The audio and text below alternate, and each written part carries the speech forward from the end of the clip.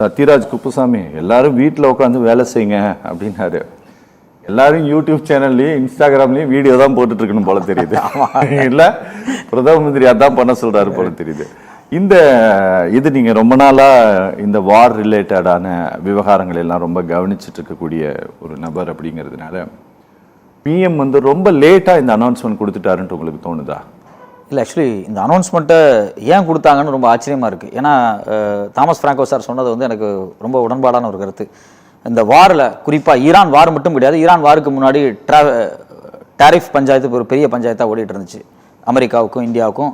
நீங்கள் திருப்பூர் ஒரு குறிப்பிட்ட நகரம், அது வந்து ஒரு நல்ல ஒரு டீசென்ட்ரலைஸ்டான ஒரு வளர்ச்சி கொண்ட ஒரு முக்கியமான ஒரு நகரம். அதில் பெரிய நிறுவனங்கள் இருந்தாலும் சின்ன நிறுவனங்கள் வந்து ரொம்ப ஆர்கானிக்காக வளரக்கூடியது.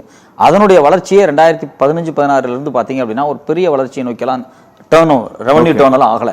ஓகே, ஏற்கனவே இருக்கக்கூடிய பல முக்கியமான சப்சிடிஸ் எல்லாமே கட் பண்ணதுனால அங்கேயே பல பிரச்சனைகள் ஓடிட்டு இருக்கு. இப்போ மொத்தமாகவே பார்த்தீங்கன்னா டாரிஃப் வாருக்கு பிறகு திருப்பூருடைய ப்ரொடக்ஷன் எல்லாமே பங்களாதேஷ் நோக்கி நகர்ந்துட்டு இருக்கு. இப்போ நான் இதை ஏன் நான் ஸ்பெசிஃபிக்காக சொல்கிறேன் அப்படின்னா, நம்ம இந்த வாரத்தை மட்டுமே வச்சு நம்ம இதை பற்றி பேச வேண்டியதில்லை. இதுக்கு முன்னாடி இருந்தே சில சிக்கல்கள் ஓடிட்டு தான் இருக்குது. அதை அவங்க வந்து இவ்வளோ தூரம் ஃபோக்கஸ் பண்ணி பார்த்தாங்களா அப்படின்னு தெரியல. இந்த வார் நேரடியாக அஃபெக்ட் பண்ணுறதுக்கு அஃபெக்ட் பண்ணலாம், ஒரு மைனரான ஒரு பாதிப்பு இருக்கலாம். அதுக்கு முக்கியமான காரணம் இந்தியாவினுடைய ஃபாரின் பாலிசி தான். இப்போ நீங்கள் வந்து சைனா கிட்ட வந்து எந்த உத்தரவுமே அமெரிக்கானால டைரெக்டாக போட முடியல. ஓகே, அவங்க கப்பல் ஹர்முஸை தாண்டி வருது, அது சைனாவுக்கு வர முடியுது. நீங்கள் ரஷ்யா கிட்ட இருந்து நீ ஆயில் வாங்காதங்கிற டிஸ்கஷனை வந்து அமெரிக்காவால் வைக்க முடியாது. ஆனால் இந்தியாவுக்கு அந்த நெருக்கடி உருவாக்கிட்டே இருக்காங்க. 23 உக்ரைன் வாருக்கு பிறகு தொடர்ச்சியாக ரொம்ப சீப்பான விலையில நம்ம வந்து ரஷ்யா கிட்ட இருந்து க்ரூட் ஆயிலை வாங்கி ரீஃபைன் பண்ணாங்க. 2 நிறுவனங்கள் தான், ரிலையன்ஸும் நயரான் தான். மிகப்பெரிய ப்ராஃபிட்டை பார்த்தாங்க. அது இல்லாமல் மற்ற நிறுவனங்கள் எல்லாரும் வாங்கினாங்க, நேஷனலைஸ்டு நிறுவனங்களும் வாங்கினாங்க. நான் சொல்றது ஹையஸ்ட் பெனிஃபிட் அடைஞ்ச நிறுவனங்கள் அது 2 முக்கியமானது. நாங்கள் கிட்டத்தட்ட 1.25 லட்சம் கோடிக்கு மேலே லாபம், ஒரு பம்பர் ப்ராஃபிட்னெல்லாம் எல்லா பிஸ்னஸ் ஸ்டாண்டர்ட்லாம் நிறைய பத்திரிகை எழுதிட்டே இருந்தாங்க. இப்போ அந்த பம்பர் ப்ராஃபிட், நீங்கள் சீப்பாக ஆயில் கிடைக்கும் போது நீங்கள் பம்பர் ப்ராஃபிட் பார்க்குறீங்க. க்ரூட் ஆயிலோட விலை ஃப்ளக்சுவேட் ஆகும்போது மாறும்போது அந்த லாஸ் பப்ளிக் மேல போடுறீங்க, நாங்க ஷேர் பண்ணிக்கணும் அப்படின்னு நீங்க சொல்றது வந்து ரொம்ப ஆச்சரியமான ஒரு விஷயம். எனக்கு என்னன்னாங்க, உலகத்துல இருக்கக்கூடிய எல்லா மனிதர்களையும் ஒரு 6 பேரா தனித்தனியா பிரிச்சு நிறுத்தி வச்சோன்னு வச்சுக்கோங்களேன். ஒவ்வொரு 6 பேர்லயுமே ஒரு ஆள் இந்தியனா இருப்பான், சரிங்களா? ஒவ்வொரு 6 பேர்லயுமே ஒரு நபர் இந்தியராக இருக்கிறாங்க. இப்போ இவ்வளவு பெரிய ஒரு கன்சியூமர் வந்து இவ்வளவு அதிகமாக இருக்கக்கூடிய ஒரு கண்ட்ரியில நீங்க ரொம்ப அக்கறையோடு தான் பிரதம மந்திரி சொல்லியிருக்காரு, நாம் ஒரு கடினமான காலத்தை நோக்கி நகர்ந்து போகிறோம்ட்டு. இதுக்கு முன்னாலேயும் சொன்னாங்க, உக்ரைன் வாரப்போ சொல்லிட்டு இருந்தாங்க, சரியா? அப்போ கொரோனால சொன்னாங்க, இப்பவும் சொன்னாங்க. ஆனா இதோட பேர்டன் மொத்தத்தையும் மக்கள் தான் சுமக்குறாங்க. ஆனா நம்ம சுமக்குறோங்கிறதே தெரியாம மக்கள் இருக்கிறாங்களா? இல்லை, இப்போ நீங்கள் வந்து டெல்லி பக்கத்தில் யூபியில் வந்து சில கலவரங்கள்லாம் நடந்துச்சு. சரி, அதாவது வேலை நேரங்கள், சம்பளம் போதாமை, இது மாதிரியான பல பிரச்சனைகள் தொடர்ச்சியாக ஓடிக்கிட்டே இருக்கு. இந்த பபுள் வந்து உள்ளே இருந்துகிட்டு தான் இருக்கு. ஒரு சைலண்டான ஒரு வேவ் இருந்துகிட்டு தான் இருக்கு. இது எப்போ வந்து பெரிய பிரச்சனையாக மாறும் அப்படின்னு தெரியல. அந்த முன்னெச்சரிக்கையினுடைய பயத்தில் தான் வந்து இப்படிப்பட்ட ஸ்டேட்மெண்ட்டை அவங்க கொடுக்குறாங்களா அப்படின்னு எனக்கு தெரியல. அப்படி கூட இருக்கலாம். ஓகே, இது ஏதோ ஒரு எக்கனாமிக்கலாக ஒரு மிகப்பெரிய கிரவுண்டில் வந்து ஒரு சேஞ்சஸ் நடந்துகிட்டு இருக்கு, ஒரு பிரச்சனை வரப்போகுது அப்படின்னு கூட அவங்க ஃபீல் பண்ணியிருக்கலாம். இதில் குறிப்பாக இந்த வாரை பொறுத்த வரைக்கும் நம்மளுடைய ஃபாரின் பாலிசியினுடைய தோல்வி வந்து முழுக்க வந்து யூஎஸ் இஸ்ரேலோட ரிலேஷன்ஷிப்பில் தான் நமக்கு வந்து ஒரு பெரிய நெருக்கடி ஏற்பட்டிருக்கு. இதில் ஒரு மனவேதனையான விஷயத்தை நான் பதிவு பண்ண நினைக்கிறேன். ஈரானுடைய சுப்ரீம் லீடர் அலி கமேனி அவர்கள் கொலை செய்யப்பட்டார். அப்போ கூட நம்ம நாட்டில் இருந்து ஒரு அஃபீஷியலான ஒரு மரியாதையை செலுத்தாமல் விட்டுருந்தாங்க. 4 நாள் கழிச்சு ஈரான் எம்பசியில் தான் ஒரு நினைவு செலுத்தினாங்க. 168 குழந்தைகள் வந்து இறந்து போனப்பவும் நம்ம அரசு சார்பாக ஒரு பெரிய ஒரு எதிர்ப்போ இல்லை கண்டனங்களோ பெருசாக தெரிவிக்கப்படலை. ஆனால் ஈரான் யுஏஇ மேலே தாக்குதல் நடத்தும் போது நம்ம முதல் ஆளாக நம்ம அரசு, நம்மளுடைய வெளியுறவுத்துறை சார்ந்த ஆட்கள் உடனே வந்து கண்டனத்தை தெரிவித்தாங்க. அது ரொம்ப ஆச்சரியமாக இருந்துச்சு. ஸோ அப்போ இந்த யுத்தத்தில் நாம் ஒரு சைடு எடுத்துட்டோம். நாம் வந்து இஸ்ரேல் பக்கம் இருக்க போகிறோம், அமெரிக்கா பக்கம் இருக்க போகிறோம் அப்படிங்கிறது உண்மையிலேயே வந்து இந்த வெஸ்ட் ஏஷியன் கிரைசிஸில் வந்து நமக்கு ஒரு மிகப்பெரிய பின்னடைவு உருவாயிருச்சு. நேற்றை கூட 2 நாளாக வந்து பிரிக்ஸில் பேசிட்டு தான் இருக்காங்க. சரி, பிரிக்ஸினுடைய ஸ்ட்ராங்கான முடிவு, அவங்க வந்து டாலரேஷன் நோக்கி நகர்றாங்க, வேற ஒரு பிரிக்ஸ் கரன்சி நோக்கி நகர்றாங்க. இதுல இந்தியாவினுடைய நிலைப்பாடு வந்து உறுதியா இல்லாம இருக்கு. அதனால ஃபாரின் பாலிசியாவே நமக்கு ஒரு பெரிய தோல்வி அடைஞ்சிருக்குன்னு தான் சொல்றேன். எனக்கு ஒரு விஷயம் சொல்லுங்க, கிட்டத்தட்ட இந்தியாவில் இருக்கக்கூடிய எப்படி சொல்லுதுன்னா எம்ப்ளாயிஸ் இருக்கிறாங்கல்ல, வேலை வாய்ப்பு எதெல்லாம் செய்யறாங்க அப்படின்னா ஒரு 60% பேர் அக்ரி ரிலேட்டடா ஒர்க் பண்றாங்க. அக்ரி ரிலேட்டடா விவசாயம் மற்றும் விவசாயம் சார்ந்த வேலைதான், தொழில்கள் ஒரு 60% பீப்புள் வேலை செய்கிறாங்க. ஒரு 22% பீப்புள் கன்ஸ்ட்ரக்ஷன் ரிலேட்டடாக ஒர்க் பண்ணுறாங்க. கட்டுமானம் மற்றும் அதை சார்ந்து இயங்கக்கூடிய இதர ஒரு 36 துறைகள் சார்பாக ஒரு 22% பீப்புள் ஒர்க் பண்ணுறாங்க. ஒரு 82% மக்கள் நீங்க ரோட்டுக்கு வந்தாதான் வேலை செய்ய. ஆமா, கரெக்டா? கரெக்ட் தான். ரோட்டுக்கு வந்தாதான் வாழ்வு. அப்போ நீ வீட்டுல இருந்தே வேலை செய்ய அப்படின்ட்டு இவர் சொல்றத ஒரு சரவணா ஸ்டோர்ஸ் கடையிலயோ அல்லது ஒரு நகை கடையிலயோ இல்ல ஒரு தினம் வியாபாரம் செய்யக்கூடிய எந்த இடத்துலயும் செய்ய முடியாது. இண்டஸ்ட்ரியல் லேபர்ஸா இருக்கட்டும் இல்ல வந்து அக்ரி லேபர்ஸா இருக்கட்டும், யாருமே வந்து எங்கேயுமே பண்ண முடியாது. அப்போ இதுல செஞ்சா வீட்டுல இருந்தே வேலை செய்யுங்கன்ட்டு நம்ம அதை சொன்னோம்னா அதனால கொஞ்சம் குறையும் அப்படின்ட்டு இந்த அரசு எதிர்பார்க்கிறதா? இல்ல, ஒரு சின்ன ஒரு எச்சரிக்கை உணர்வை ஏற்படுத்துறாங்க அப்படின்னு தான். அவ்வளவுதான், ஒரு சின்ன ஒரு எச்சரிக்கை உணர்வு. ஏதோ நடக்க போகுது, அது நடக்கிறதுக்கு நாங்க பொறுப்பு இல்ல, ஈரான் தான் பொறுப்பு. ஏன்னா நாங்க உங்களை முன்னாலே சொல்லிட்டோம் ஈரான் தான் பொறுப்பு அப்படிங்கிற ஒரு சீசனிங் பண்றாங்களோ அப்படின்னு தோணுது. முன்னெச்சரிக்கை நடவடிக்கை பண்றாங்களோ தோணுது. புரியுது. சார், இந்த அரசு ஊழியர்களை 2 நாள் வீட்டில் இருந்து வேலை செய்யுங்க அப்படின்ட்டு டெல்லி கவர்மெண்ட் சொல்லியிருக்கு. சரியா?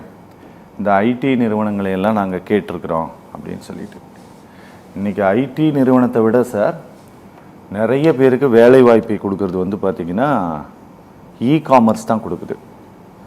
நீங்கள் வீட்டிலேருந்து ஒரு 10,000 பேரை நீ வீட்டிலேருந்து வேலை செய் அப்படின்னு சொன்னேன்னா 10,000 பேருக்கு தேவையான பொருளை ஒருத்தன் எடுத்துட்டு போய் கொடுக்கணும்ல, அவன் வீட்டுக்கு கொடுக்கணும்ல.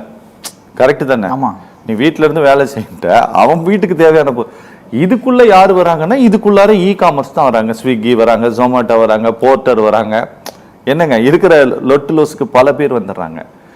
நீங்க வந்து எரிபொருளை சேமிங்க, சிக்கனப்படுத்துங்க அப்படின்னா இது இது இது இது எங்களுக்கும் இதுக்கும் பொறுப்பு இல்லை, நீங்க உங்களை பார்த்துக்கங்க அப்படின்ட்டு மறைமுகமாக இந்த அரசால் சொல்லப்பட்டிருக்கா? அப்படிதான் சொல்றாங்க. அப்படிதான் எங்களுக்கு இதுக்கு சம்மந்தம் இல்லை.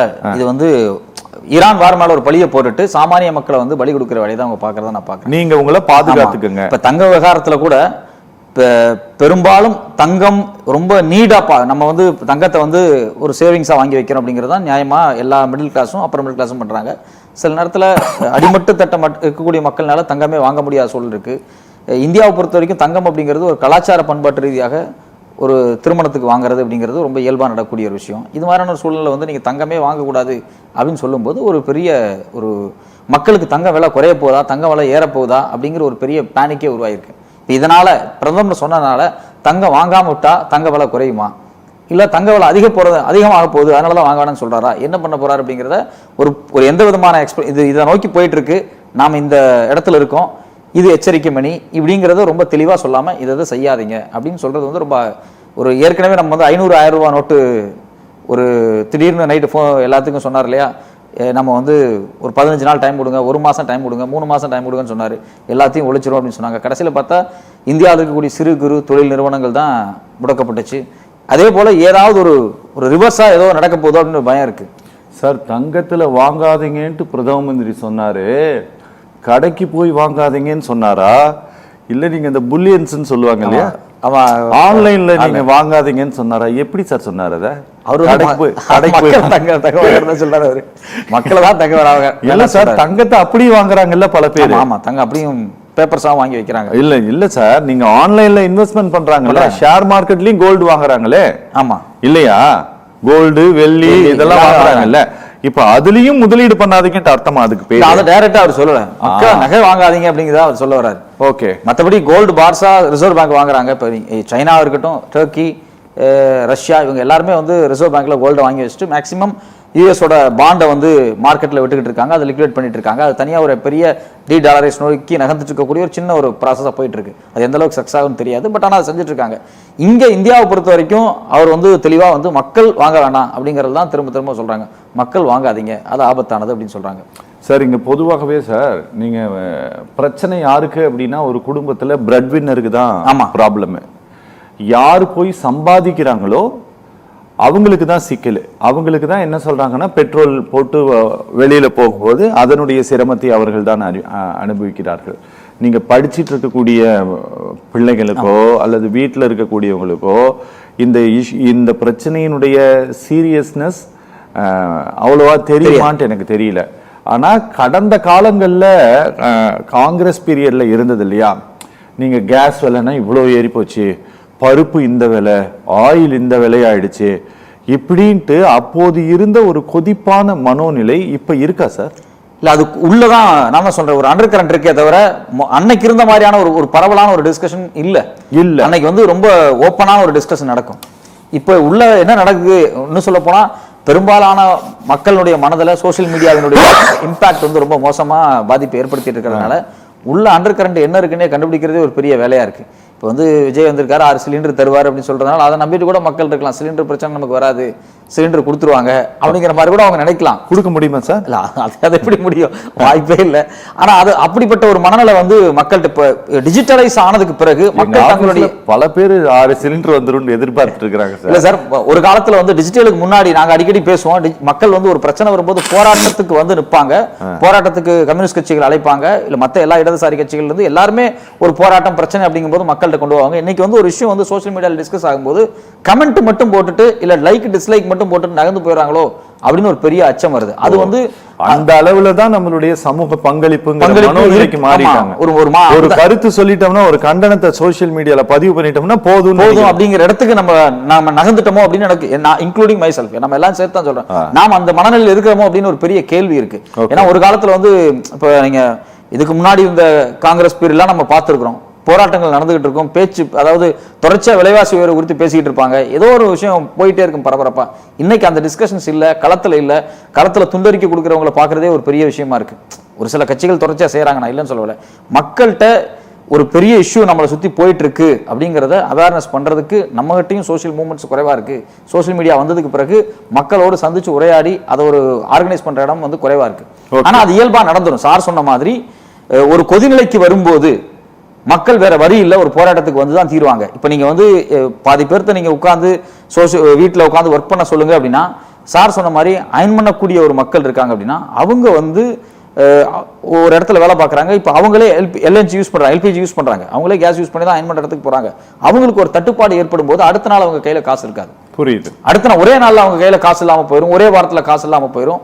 அது எல்லாமே ஒரு பெரிய ஷாக்கான ஒரு விஷயமா மாறும்.